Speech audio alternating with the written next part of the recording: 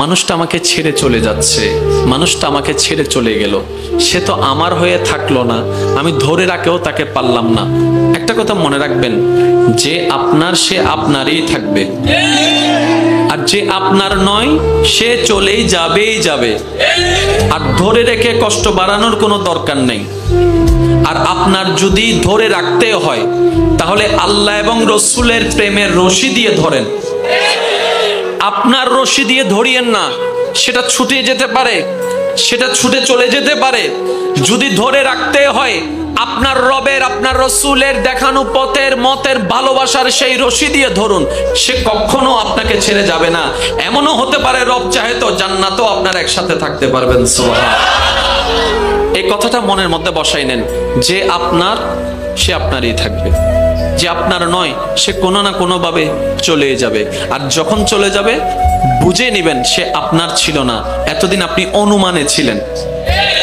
যেটা আপনার পাওয়ার সেটা যদি ওই পৃথিবীর শেষ প্রান্ত যদি থাকে, কোনো না কোনো ভাবে সেটা আপনার হাতেই আসবে। আর যেটা আপনার নয় এটা যদি আপনার হাতের কাছেও থাকে আপনি স্পর্শ করতে পারবেন না। বাস এই দুইটা কথা যদি আমরা কোনোভাবে মনে এবং মাথায় রবের উপর ভরসা করে বসাই ফেলতে পারি, আমাদের জীবনের অর্ধেক ডিপ্রেশন এমনিতেই কমে যাবে। সুবহানাল্লাহ। যখন দেখবেন আপনার মনটা বেশি পাথর জমে আছে মনে, যখন আপনি দেখবেন আপনার মনে বেশি পাথর জমে আছে, আপনার দুঃখ কষ্ট বুঝার মতো কেউ নাই, আপনার চোখের মূল্যায়ন, চোখের পানির মূল্যায়ন দেওয়ার মতো কেউ নাই, আপনার দুঃখ কেউ বুঝছে না, আপনার কষ্ট কেউ বুঝতেছে না, আপনার আশে নেই, পাশে নাই, নাই কেউ নাই, আপনি যখন খুব একা মনে হবে, আপনার দুনিয়ার কষ্ট যখন আপনাকে চেপে ধরবে, আপনি কিচ্ছু করবেন না, শুধু একটা কাজ করবেন, যাই নামাজটা বিছিয়ে ডাইরেক্ট সিজদায় চলে যান, ডাইরেক্ট সিজদায় চলে যান, কপালটাকে ঝুঁকাই দেন, নাকটাকে ঝুঁকাই দেন, হাতটাকে ঝুঁকাই দেন, নিজের অস্তিত্ব বিলীন করে দেন, চোখটা বন্ধ করে সিজদার মধ্যে চলে যান।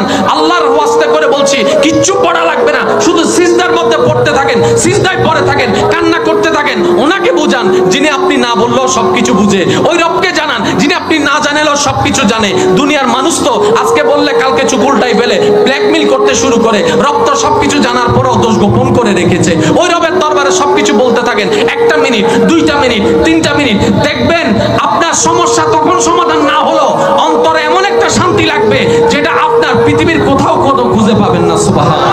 ধৈর্যের ফল মিষ্টি হয়, ধৈর্যের ফল, বাক্যটা আবার খেয়াল করেন, ধৈর্যের ফল মিষ্টি হয়। কখন হয় সেটা কিন্তু বলা নাই, কখন হয় কি বারে হয় সেটা কিন্তু বলা নাই। তার মানে ধৈর্যের ফল মিষ্টি হবে এটাই সত্য, কিন্তু সেই সময়টা যেন আমরা নির্ধারণ না করি যে এতদিন পরে হবে। না না, আল্লাহ যেই দিন চাইবেন সেই দিন হবে, বড় মজাদার হয়ে যাবে। এবার ইউসুফ নবী, ইউসুফ আলাইহিস সালামের নাম আমরা সবাই কম বেশি জানি, ওনার ছোট্টবেলার ঘটনাও কম বেশি আমাদের সকলেরই জানা আছে। কোরআন হাদিসের ছায়াতলে বলার চেষ্টা করছি শুধু একটু স্মরণ করিয়ে দেওয়ার জন্য। ইউসুফ আলাইহিস সালামকে কুফে ফেলনেওয়ালা বাহিরের কেউ নয়, নিজের ভাইয়েরা ধারণা করেছে ওনাকে যদি কুফে ফেলে দিই কাহিনী শেষ। কিন্তু তারা তো জানতো না রবের মর্জি কি, তারা তো জানতো না রবের কুদরত কি, তারা তো জানতো না রবের হিকমত কি। তারা চিন্তা করছে 2022 সাল, কিন্তু রব তো প্ল্যানিং করে রেখেছে 2050 সাল।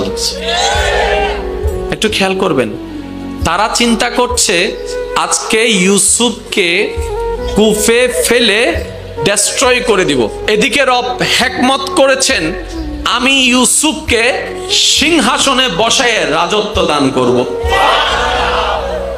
প্যাচটা একটু বুঝবেন, বান্দা চিন্তা করছে শেষ করব, ওই বান্দার আল্লাহ চিন্তা করছেন আমি ওনাকে রাজত্ব দিব, রাজত্ব রাজত্ব। ইউসুফ নবীকে ফেলে দেওয়া হলো, ভাইদের চিন্তা শেষ, ইউসুফ শেষ। আল্লাহ পাক বলেছে আমি যাকে বাঁচাই মারবে কে তাকে, আমি যার দায়িত্ব নিব কে টোকা লাগাবে তার কাছে। এবার সেই ইউসুফ নবী পড়তে আছেন কুফের মধ্যে। আল্লাহ জিব্রাইলকে বললেন, জিব্রাইল দ্রুত গতিতে যাও, ইউসুফের দেহ মাটিকে স্পর্শ করার পূর্বেই তুমি সিদরাতুল মুনতাহা থেকে লক্ষ কোটি অগণিত মাইল দূর থেকেই সেকেন্ডের ভিতর সেখানে চলে যাও। ইউসুফের দেহ মাটিকে স্পর্শ করার আগে তুমি ওকে কোলে নিয়ে ফেলো। যেই বলা সেই কাজ, বলনে ওয়ালাকে কুন ফায়াকুনের অধিকারী রব্বে করিম। ইউসুফ নবী চলে আসলেন, কোলে নিয়ে নিলেন। এইবার সেই ইউসুফ নবীর জীবনে এমন এমন ঘটনা ঘটলো যে কেউ বলবে কিচ্ছু হবে না, ওনারা দিয়ে কোনো কিছুই হবে না। বাজারের মধ্যে ওনাকে বিক্রি করার জন্য তুললেন। বাস্তবতাই বলছে, বাহ্যিক দিক বলে ওনার লাইফ তো শেষ। রব বলে যে আমার হিকমত তোমরা বুঝবা না, তোমরা নেগেটিভ দেখে নেগেটিভ বিবেচনা করো, আর আমি রব অনেক নেগেটিভের ভিতর থেকে পজিটিভটাকে বের করে আনি। সুবহানাল্লাহ। সিস্টেম এটা, সিস্টেম। এখন এইটা ছাড়া দ্বিতীয় কোনো রাস্তা আপনি মানেন কিংবা না মানেন, রাস্তা এটাই। এবার বাধ্য হয়েও যেহেতু আমাদের এই দিকেই যেতে হবে, চলেন না একটু প্রেম নিয়ে যাই। বাধ্য হয়ে যেহেতু যেতে হবে, ওইটা তো আল্লাহ পছন্দ করে না। আল্লাহ চাই আমার বান্দারা প্রেম নিয়ে, ভালোবাসা নিয়ে আমার দিকে এগিয়ে আসুক। সুবহানাল্লাহ। ভাইজান একটু মনোযোগ। ইউসুফ নবী ধৈর্য ধরতে লাগলেন। হাজার মানুষ হাজার কথা বলতে লাগলেন, ধৈর্য ধরতে লাগলেন। ওনাকে বিক্রি করার জন্য বাজারে তুললেন, উনি ধৈর্য ধরতে লাগলেন। ইউসুফ নবী, আপনার কি মনে কষ্ট হয় না? আপনার কি মন খারাপ লাগে না? আপনার কি অপমান লাগে না? ইউসুফ নবী বলে, আমার সবকিছু তো আমি রবের নামে কোরবান অনেক আগেই করে দিয়েছি। সুবহানাল্লাহ। আমি তো আমার জীবনকে রবের উপর এমন ভাবে ছেড়ে দিয়েছি, ইয়া রব, তুমি দিলো আলহামদুলিল্লাহ, তুমি না দিলো আলহামদুলিল্লাহ, আমার কোনো আপত্তি আফসোস বলতে কিছু নেই মাওলা। তুমি আমাকে যেভাবে রেখে খুশি, আমি ইউসুফ সেভাবে থেকে খুশি। এবার ইউসুফ নবী ওনার দায়িত্ব পালন করছে কি করে নাই? জোরে বলেন। ইউসুফ নবী কোনো আপত্তি জানাইছেন? একটা আওয়াজ দিলে আমি খুশি হব। ইউসুফ নবী কোনো আপত্তি জানিয়েছেন?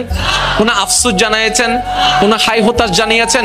এবার রব্বে করিম ওনার ধৈর্যটা দেখতে লাগলেন, দেখতে লাগলেন, দেখতে লাগলেন, দেখতে লাগলেন, দেখতে লাগলেন। একদিন যায়, এক মাস যায়, এক বছর যায়, 2 বছর যায়। নির্দিষ্ট সময় যাওয়ার পরে রব্বে করিম বলে, ও ইউসুফ, ধৈর্যের ফল মিষ্টি হয় জগৎ জানে। এখন যদি সেটা আমি না দিই, জগতের সামনে কথাটা মিথ্যা হয়ে যাবে। আমি সেটা মিথ্যা হতে দিব না। তোমার জীবনের অনেক কষ্ট, অনেক অপমান, অনেক কিছু তুমি সহ্য করেছো, আজকে নাও, ফল নেওয়া শুরু করো। আমি আল্লাহ তোমাকে রাজত্ব দান করে দিলাম। কোথায়? বাজারে বিক্রি হওয়া মানুষ চলে গেছে রাজত্ব করতে, বাদশাহী করতে। এক সময় যাকে অ্যারেস্ট করেছে, আজকে ওনার হুকুমে অ্যারেস্ট করা শুরু হচ্ছে। এক সময় যারা ওনাকে এমন ভাবে তাকিয়েছে, এখন ধরে